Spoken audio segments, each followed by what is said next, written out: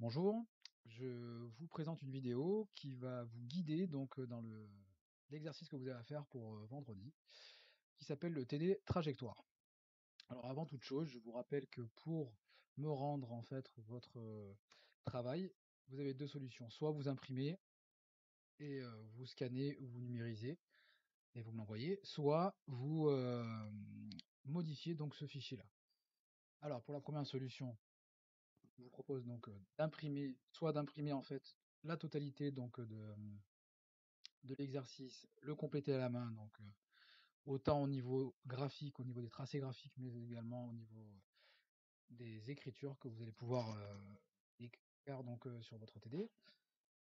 Une fois que vous avez tout imprimé et complété ce document, vous allez pouvoir prendre en photo feuille par feuille. Chaque photo, vous allez pouvoir me les envoyer.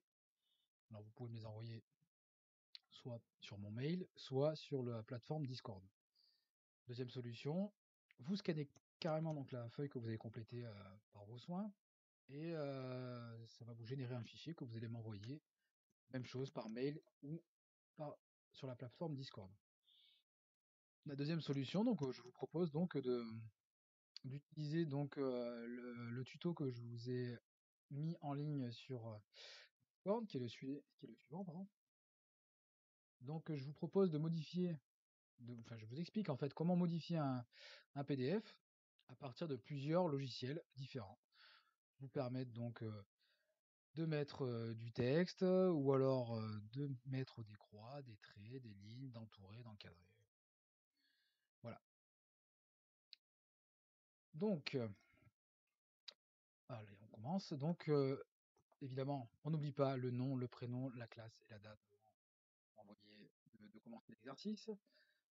Vous allez donc avoir trois exercices différents, un sur le chariot élévateur, un sur la benne basculante, deux versions de benne basculante. La dernière est très intéressante d'ailleurs. Et donc, pour vous aider à comprendre comment bougent les pièces entre elles et comment fonctionnent ces trois machines différentes, vous allez pouvoir consulter les vidéos que je vous ai mis en ligne sur Discord. Alors, première question, déterminer le MVT. Alors, pour rappel, on a déjà fait un cours là-dessus il y a pas très longtemps. Ça veut dire mouvement MVT de la pièce numéro 2 par rapport à la pièce numéro 1. Alors, on va basculer sur le mode création pour cela. Donc, la pièce numéro 2, c'est le rectangle rouge qui est indiqué ici, qui représente une palette avec des agglomérés dessus. Et donc, cette palette-là, on va vous poser la question, quel mouvement elle fait par rapport au châssis du véhicule, à tout le véhicule qui est représenté ici. Donc, est-ce qu'elle fait une translation, donc dans cet axe ou dans cet axe, ou alors est-ce qu'elle fait une rotation? Donc, deuxième question, c'est le mouvement de la pièce numéro 4, donc de la roue qui est ici par rapport au châssis.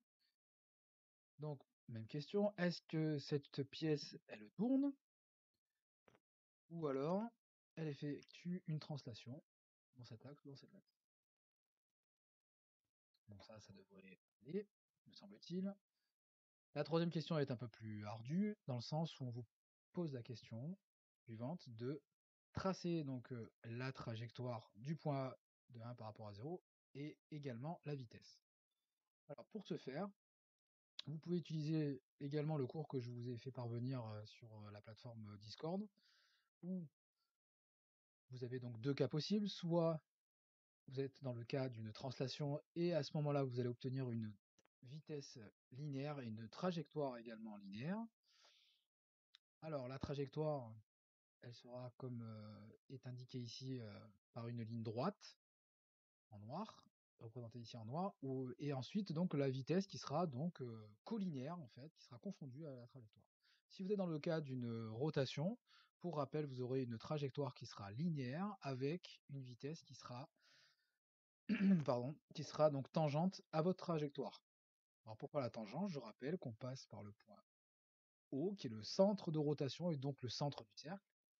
On trace un trait jusqu'au point de notre vitesse, ici c'est le point B, et on fait une perpendiculaire.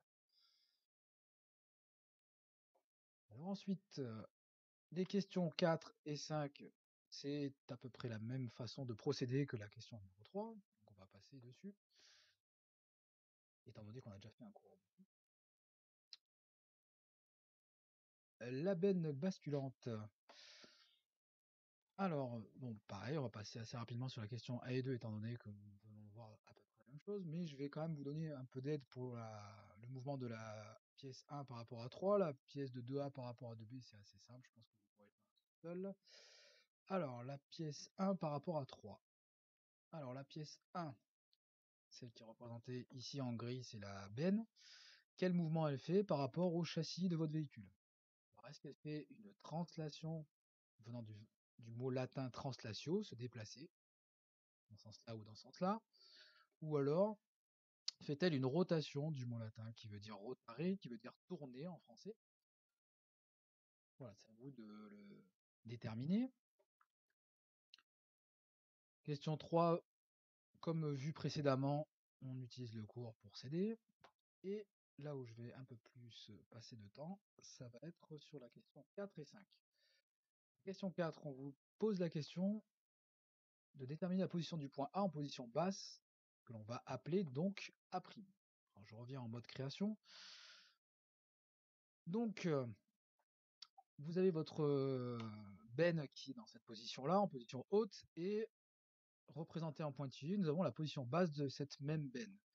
Donc, comme on a vu tout à l'heure, vous avez posé la question si votre benne elle fait une rotation ou une translation déjà.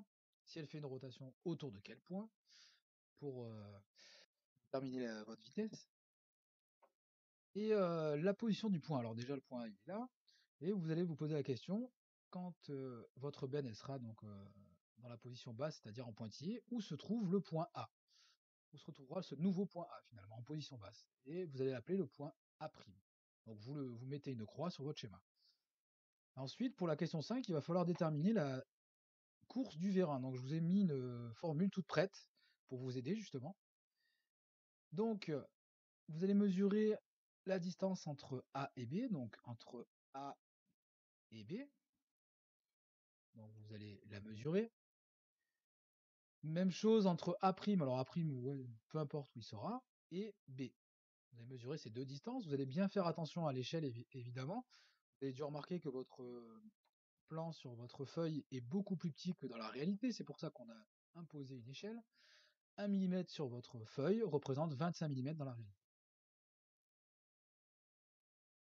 Nous allons passer à la suite, à la benne basculante avec stabilisateur. Et donc, dans cet exercice, seules les questions 1, 2 et 3 sont à faire. Donc, je ne vais pas y passer dessus parce qu'on en a déjà parlé. Si ce n'est le mouvement de la 4A par rapport à 3. Donc, pareil, je vais me remettre en création. La pièce 4A que j'ai représentée en rouge par rapport à la pièce 3 qui est le châssis de votre véhicule. Est-ce que cette pièce-là est en translation ou alors en rotation? Est-ce qu'il tourne comme ça? Non, comme ça, peut-être pas comme ça, mais est-ce qu'il tourne? Alors, cet exercice-là, j'ai choisi de ne pas vous le noter parce qu'il est assez compliqué et vous n'aurez pas mon aide directement. Toutefois, je vous propose de vous donner un point de bonus si vous arrivez à le réaliser correctement. Alors, je vais rajouter une vidéo et vous la remettre en ligne effectivement pour vous aider à réaliser cet exercice et ceux qui arrivent à le réaliser correctement auront un point de bonus. Voilà, bon, de toute façon, vous avez toujours la possibilité de m'envoyer des SMS ou m'appeler ou m'envoyer un mail ou un message sur Discord pour avoir plus de précision. Je vous souhaite un bon courage et une bonne journée à vous. Au revoir.